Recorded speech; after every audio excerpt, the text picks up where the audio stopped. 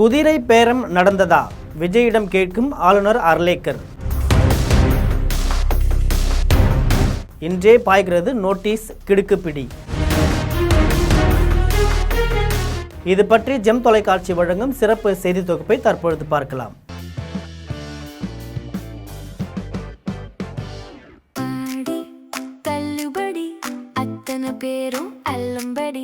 ஆறு முதல் 60% வரை ஆடி தள்ளுபடியுடன் சூப்பர் சரவணா ஸ்டோர்ஸ், சென்னை, மதுரை, கோவை. முதல்வர் விஜயிடம் குதிரை பேரம் தொடர்பாக ஆளுநர் அர்லேக்கர் இன்றே கேள்வி எழுப்ப வாய்ப்பு உள்ளதாக தகவல்கள் வருது. இதற்கான ஆலோசனைகள் நடந்து வருவதாக கூறப்படுது. விஜய் தலைமையிலான தமிழக வெற்றி கழக அரசுக்கு எதிராக கிளம்பியிருக்கிற குதிரை பேரம் புகார்கள் குறித்து இந்திய அரசியலமைப்பு சட்டப்பிரிவு 167 கீழ் ஆளுநர் ராஜேந்திர விஸ்வநாத் அர்லேக்கர் இன்றே விளக்கம் கேட்க வாய்ப்பு உள்ளதாக ராஜ்பவன் மற்றும் தலைமை செயலக வட்டாரங்கள் அதிரடி தகவல்களை வெளியிட்டிருக்கு. அதிமுகவின் 6 சட்டமன்ற உறுப்பினர்கள் அடுத்தடுத்து தங்களின் பதவிகளை ராஜினாமா செய்துவிட்டு தாவேகாவில் இணைந்ததும், முன்னாள் அமைச்சர்கள் பலரும் அணிவகுத்து கட்சி தாவியதும் தமிழக அரசியலில் நிலநடுக்கத்தை ஏற்படுத்தியிருக்கு. இதை குதிரை பேரம் என்று அதிமுக, திமுக கடுமையாக விமர்சனங்களை வைக்குது. அதிமுகவில் இருந்து வரிசையாக மூத்த தலைவர்கள் பலர் தாவேகாவிற்கு தாவுவது அதிகரித்து வருது.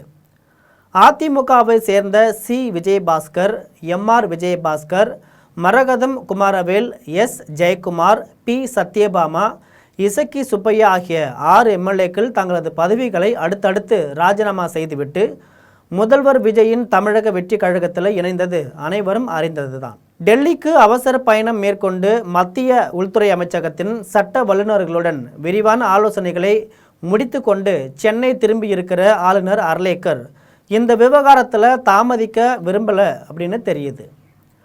எதிர்க்கட்சிகளான அதிமுக, திமுக மற்றும் பாஜக ஆகியவை அடுத்தடுத்து அளித்த புகார்களின் அடிப்படையில் தாவேக அரசிடம் முறையான விளக்கத்தை கோர ஆளுநர் மாளிகை சட்ட குறிப்புகளை தயார் செய்துவிட்டதாக கூறப்படுது.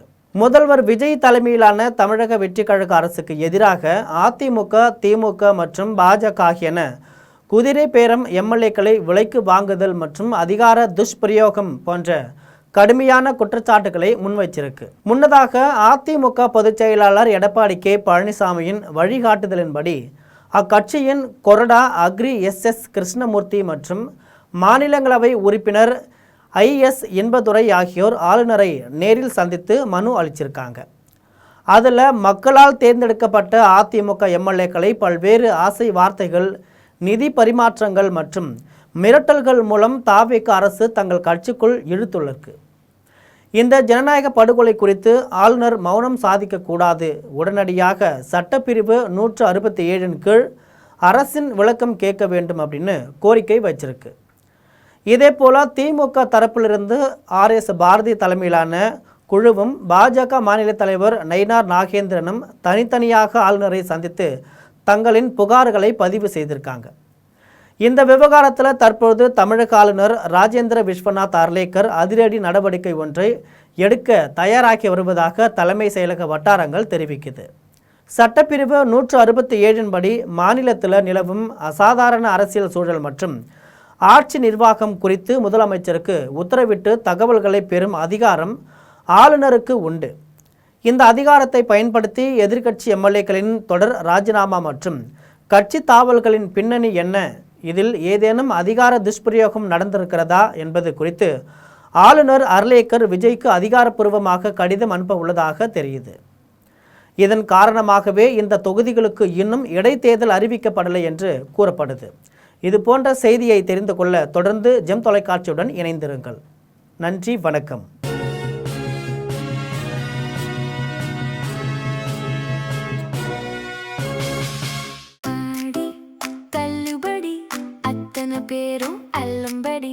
ஆறு முதல் 60% வரை ஆடி தள்ளுபடியுடன் சூப்பர் சரவணா ஸ்டோர்ஸ், சென்னை, மதுரை, கோவை.